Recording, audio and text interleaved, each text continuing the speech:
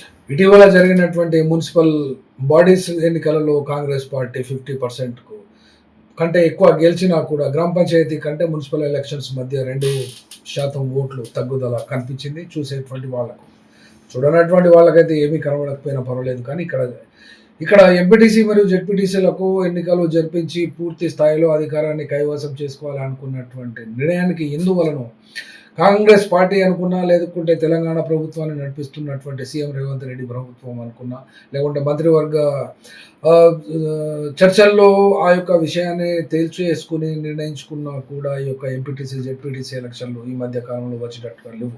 ఎందుకనంటే 2025 మార్చిలో అసెంబ్లీ తీర్మానము 42% బీసీలకు రిజర్వేషన్ కల్పించాలని చెప్పి పంపించినా కూడా ఆ యొక్క తీర్మానాన్ని ఇప్పటి వరకు బీజేపీ తమ యొక్క పార్టీ పాలసీని కానీ విధానాన్ని కానీ ఏమీ చెప్పకుండా ముస్లింలకు 10% అని ఒక అబద్ధపు ప్రచారాన్ని మోసం చేస్తూ బతుకుతున్నటువంటి ఆ బీజేపీ పార్టీ పార్లమెంటులో బిల్లు పాస్ చేసిన తర్వాత కానీ లేకుండా తన యొక్క పాలసీని నిర్ణయించిన తర్వాత కానీ తేల్చుకుందామని కాంగ్రెస్ పార్టీ ఉన్నటువంటి ఈ యొక్క ధర్మిల ఈ యొక్క రిజర్వేషన్స్ అమలు చేయడానికి ఇప్పటి వరకు కూడా భారతదేశం వ్యాప్తంగా 1992 నుండి కానీ 2010లో ఆ యొక్క తీర్పును బలపరిచినటువంటి 50% క్యాప్ విధించబడినటువంటి దానికి వ్యతిరేకంగా ఎవరు కూడా రిజర్వేషన్స్ పెంచినా కూడా అవి కొట్టివేస్తారు అనబడేటువంటి భావన ఇటీవల కాలంలో సుప్రీంకోర్టులో ఇచ్చినటువంటి ఆ తీర్పు అనగా అక్టోబర్ 17వ తేదీ నాడు తెలంగాణలో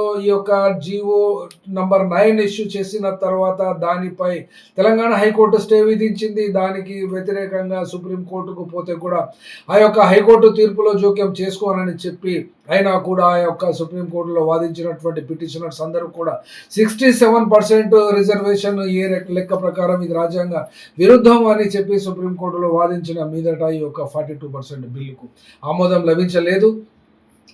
కాబట్టి ఈ యొక్క రిజర్వేషన్లకు సంబంధించినటువంటి దేశవ్యాప్త పాలసీని కేంద్రంలో ఉన్నటువంటి అధికారంలో ఉన్న బీజేపీ మాత్రమే తేల్చిన తర్వాతనే ఈ యొక్క నిర్ణయం తీసుకోవాలని కాంగ్రెస్ పార్టీ రాజకీయంగానే ఈ యొక్క రాజకీయ ఎత్తుగడనే చేసింది. కానీ బీజేపీ పార్టీ 10% ముస్లిమ్స్ ఇస్తున్నారు అని చెప్పడం అనేది అబద్ధం ఆడుట వీళ్ళకు పెద్దగా వెన్నతో కాదు. అసలు ఆ జెనెటిక్లోనే ఆ జెనెటిక్ విధానమే వీళ్ళకు అబద్ధాలతో ఉంది. కాబట్టి ఇప్పటి వరకు కూడా అదే చెప్తున్నారు.